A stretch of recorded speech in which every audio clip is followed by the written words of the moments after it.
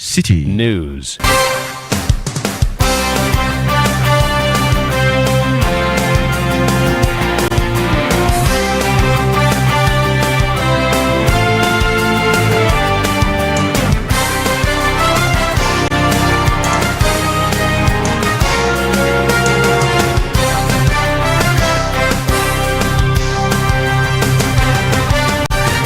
Hello, good afternoon and welcome to the Independence Day edition of the Citi Prime News. The news is live from our studio at Adabraka in Accra. I am Zoe Abubeidu Ado. Coming up, President John Mahama challenges leaders to protect Ghana's freedom and keep their promises as Ghana celebrates its 68th independence anniversary today. He has, however, justified reasons for hosting the anniversary at the Jubilee House. It is unconscionable to spend that kind of money on a few hours of celebration. Today's event would save us 95% of the estimated cost of the event. Still to come, death toll in Odumasi in the Ashanti region rises to 3 following an explosion at shops selling mining explosives. Some had the blasting the pellets into their bodies. But these are all stable cases now. Then we had one that had a slight injury.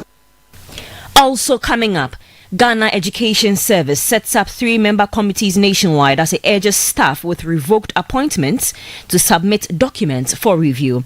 And later, President John Dramani Mahama to visit the Volta region today as he tours areas affected by recent tidal waves. This bulletin is also live across our partner stations. In the Western region, we're on Premier 100.5 FM, Beach 105.5 FM, and Sky 93.5 FM, all in Takrade. In the Bono region, J Life 95.5 FM in Sunyane.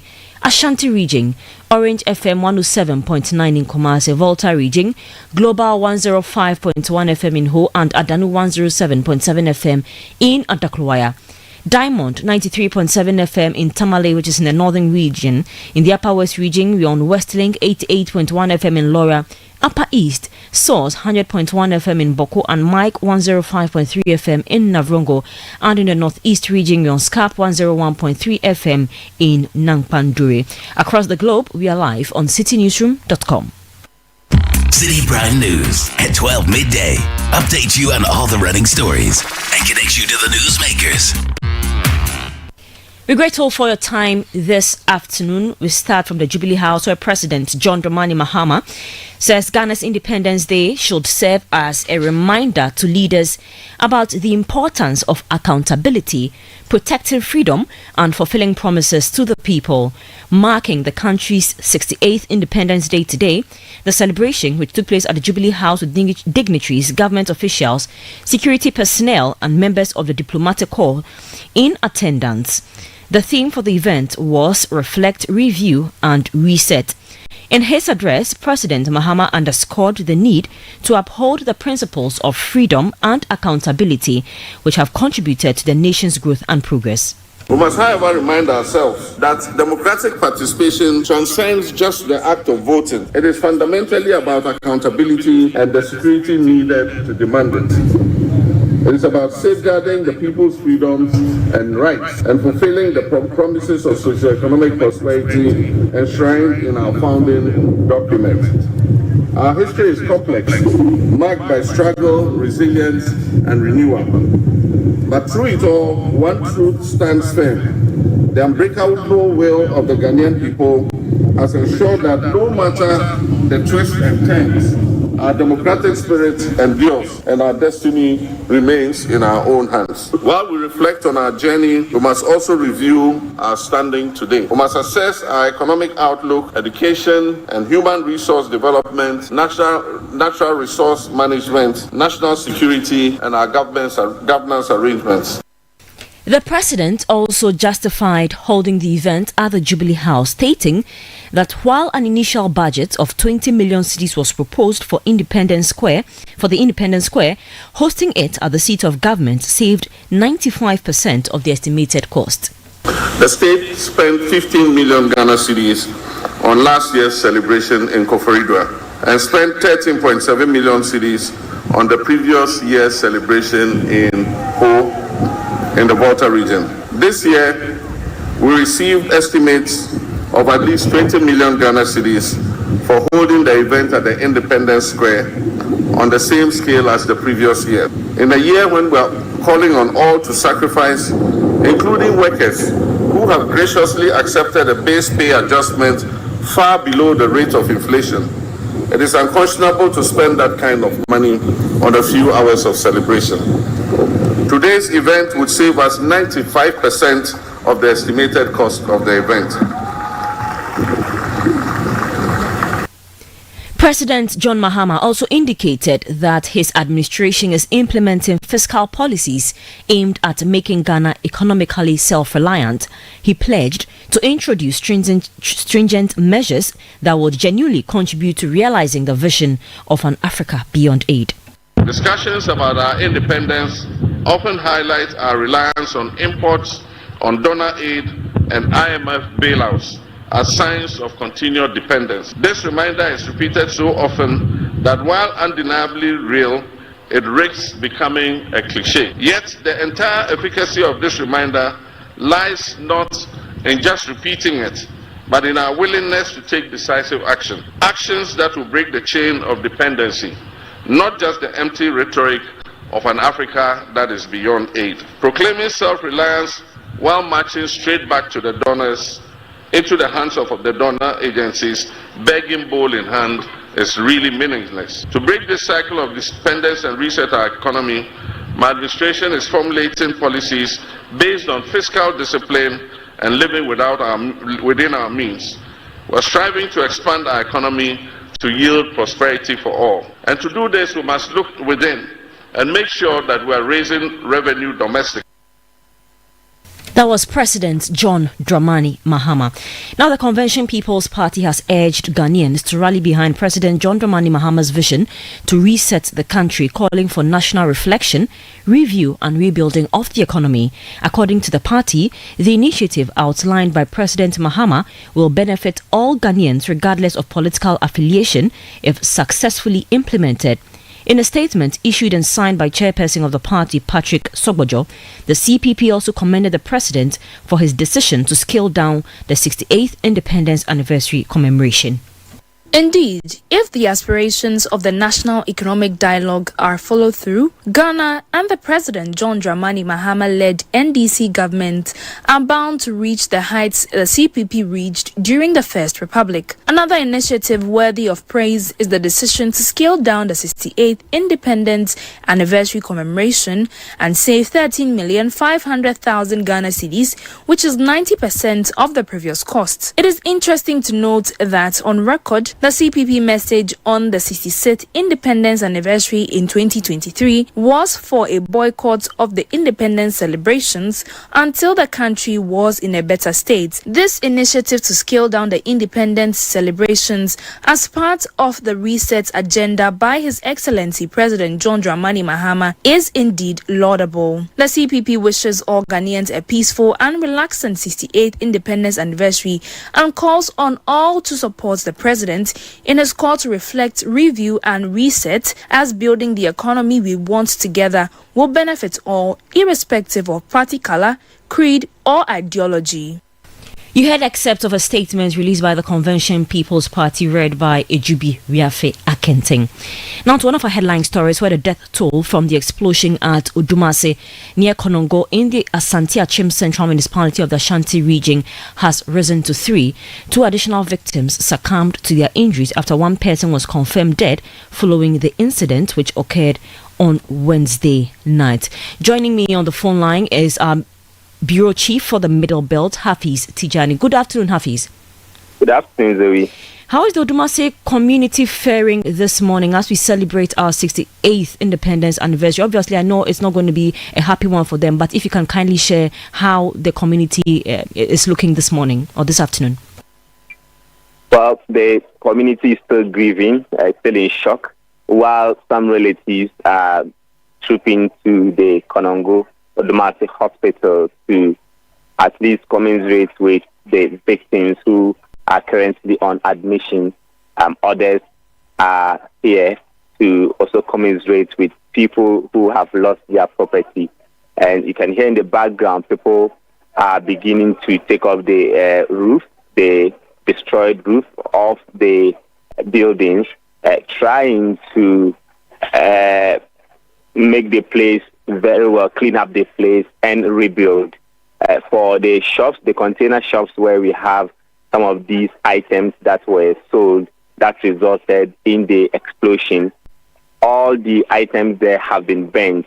One other person who was in the room was burnt beyond recognition. So it was later this morning while some of the victims and the community members were combing through the debris, they realized that one person had died and was rushed to or was taken to the morgue. One other person, we are told, died at a private hospital, but this person who died immediately after the explosion was taken to the Konongo morgue while some of the victims were being transported there. So we have 3 people who have died, but there are calls already that the regulatory agencies, the APA, the District Assembly here, as well as the Minerals Commission, to step in and ensure that some of these items that are sold are not kept or saved in the midst of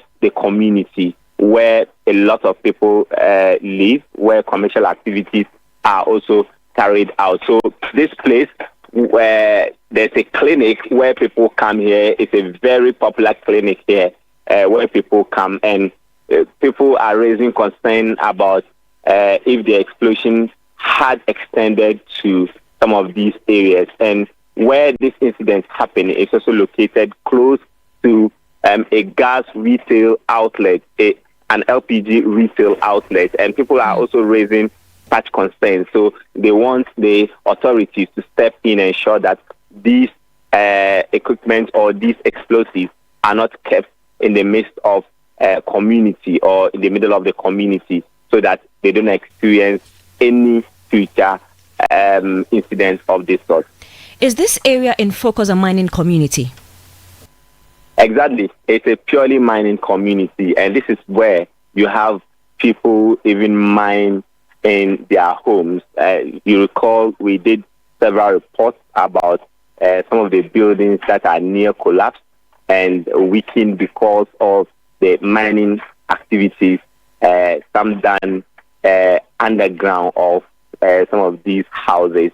And when you come here, you realize that the buildings are already weak, and the explosion and the kind of intensity that came with it had also exacerbated the situation of the buildings currently. So the structures, all of them affected, are weak, and then you see visibly deep cracks on the buildings here, and that is the concern for many.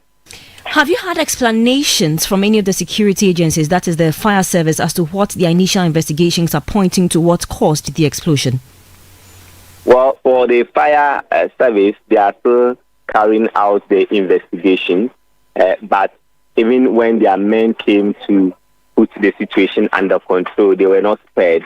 5 of their men were injured in the process because the person who was leading the efforts to get the inferno doused was thrown down by the extent of the explosion, and he collapsed. Later, other officers followed, and they couldn't do anything about it, so they had to rush them to the hospital. The tender that they brought in was also affected. So fire officers are still carrying out their investigation to get the exact cause of what has happened. But there's been a denial by owners of these shops who don't want to admit that these are some of the explosives being talked about. But we are having confirmation from the Ghana National Fire Service that these are explosives that are used for mining activities, and they are being sold here. Have any of the officials, maybe the NADMO, EPA, have you cited any of them at the scene this morning? Well, I have seen some NADMO officers who have come here to take assessment of what has happened, but they have not disclosed what they have found yet. I know you went to the hospital to follow up on those who were sent there, the injured. How are they faring? What have officials of the Konongo Government Hospital been telling you? Well, for two persons whose condition are critical, the hospital officials are contemplating on taking them on a referral or referring them to the Konfano Teaching Hospital so they can have further treatment. About 4 of them, 3 of them rather, are responding to treatment, while others have been treated and discharged.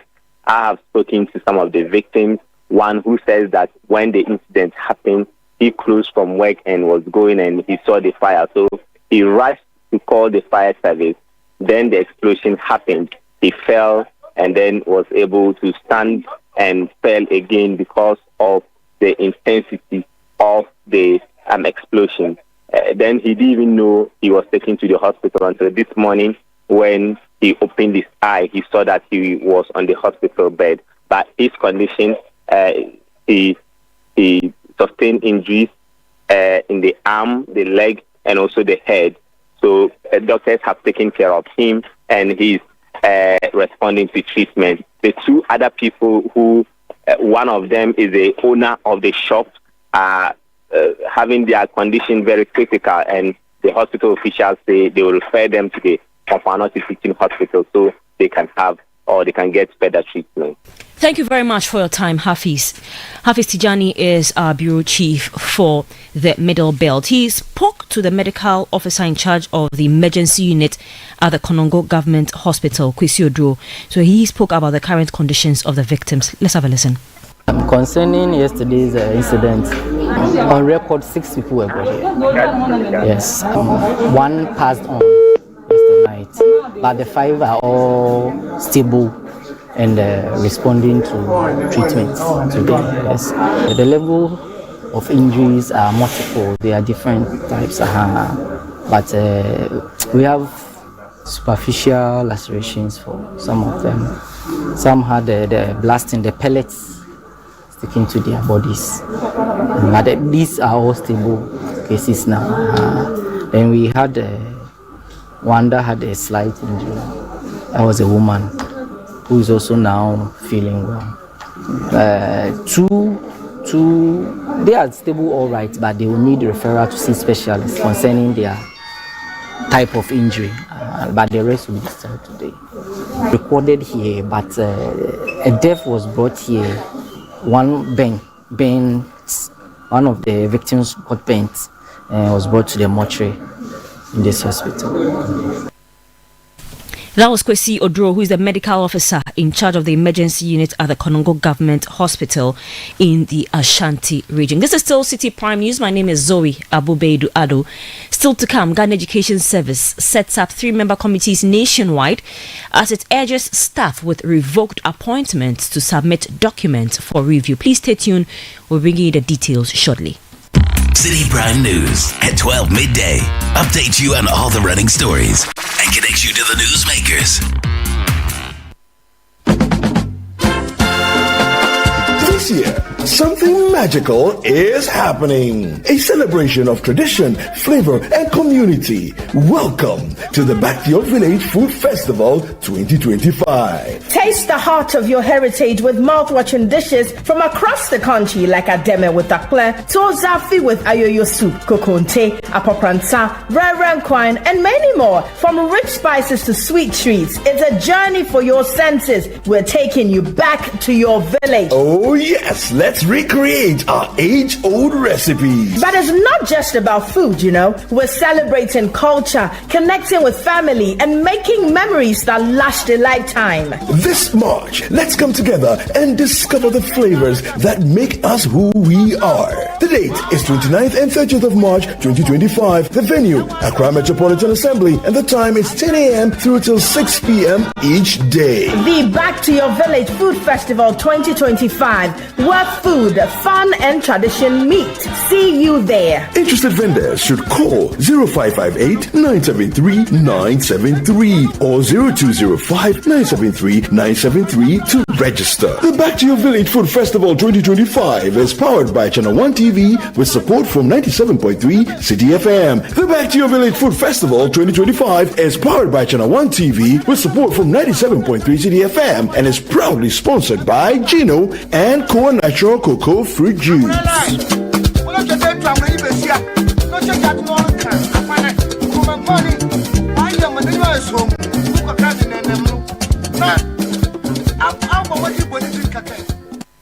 Citi Prime News at 12 midday. Update you on all the running stories and connect you to the newsmakers. You're welcome back. Thank you for staying with us on the Citi Prime News. To some more stories now, the Ghana Education Service, the GES, has set up 3-member committees nationwide to review the cases of staff affected by the recent revocation of appointments. The revocation, announced on Monday, February 17, applied to all teaching and non-teaching staff who have yet to be placed on the government's payroll. However, in a statement issued yesterday and signed by the Acting Director General of the GES, Professor Ernest Davis, affected staff have been directed to have the appointment letters, academic certificates, licensure certificates, and national service certificates submitted to these committees for review. They are expected to go through the validation process by 14th March 2025. Now, the Minister for Roads and Highways, Governs Kwame Agboja, has reassured the public that the government is committed to providing the necessary funding to ensure the project's timely completion. This comes after concerns were raised by motorists who frequently travel the stretch, noting that the road has become deplorable and the construction is progressing at a slow pace. Citi News' Philip Nilati has more in the following report.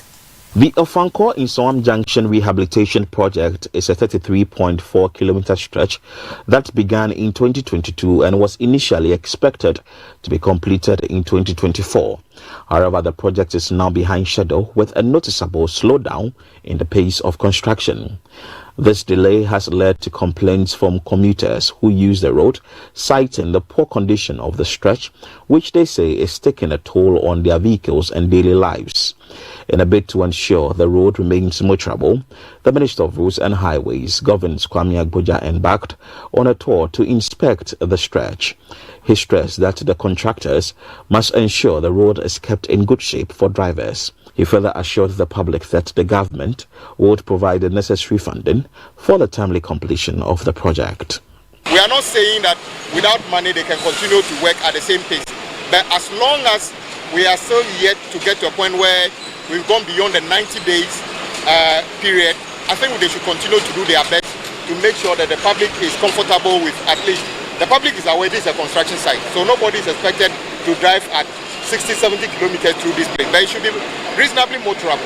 So we take note of those things. The President is committed to continuing and completing every ongoing project. Meanwhile, the project manager for the road, Engineer Abdullahi Mahama, explained that issues related to compensation, the relocation of utilities and other challenges have contributed to the delays in the road's completion. We have the issue with the relocations. On the right-hand side of the northbound, when you are going on the left-hand side of northbound, all the high-tension poles that you see on your left-hand side, some of them are being relocated. The footbridges that are standing on the left-hand side, you see that one of the carriageway on the right is completed, but the left ones have not, because of some of the compensation issues that are still outstanding. I think footbridge number 5, for instance, the affected claimant says that he's not going to take the money. That's why the work on the left-hand side are stored. And these are legal issues that are still being addressed by Ghana Highway Authority as well as the Ministry of Roads and Highways. The minister, accompanied by his entourage, also inspected the Tematu Aplau Road, which is currently under construction. Commuters have raised concerns about the traffic situation on this stretch, especially during peak hours. Kwame Agboja instructed the contractors on the project to promptly repair any defective parts of the road to ease traffic.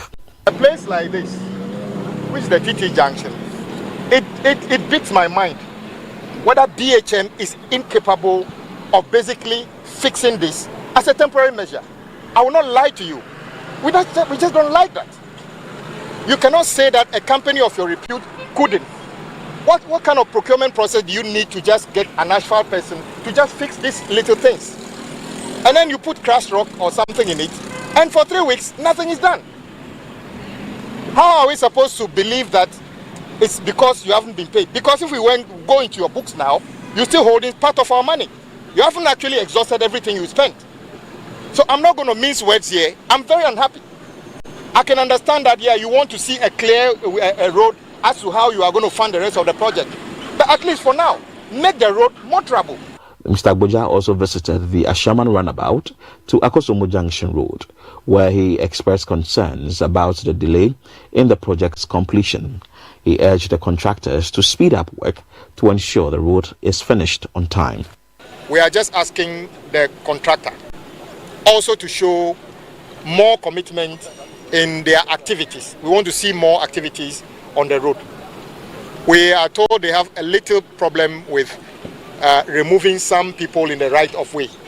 We intend to work with the regional minister and the relevant assemblies to see how we can facilitate the removal or working together with our countrymen and women who are temporarily occupying structures along this so that we can clear and give them the right of way to work. You heard the Roads and Highways Minister Gavins Kwame Agboja ending that report filed by Citi News' Philip Ni-Late. The chairman of the National Development Planning Commission, Dr. Nimoy Thompson, is advocating for the formalization of Ghana's informal sector. According to him, this action, if implemented, will enhance productivity and drive economic transformation of the country. Speaking on the Citi Breakfast Show earlier today, Dr. Nimoy Thompson asserted that discussions on the informal sector should shift from taxation to formalization.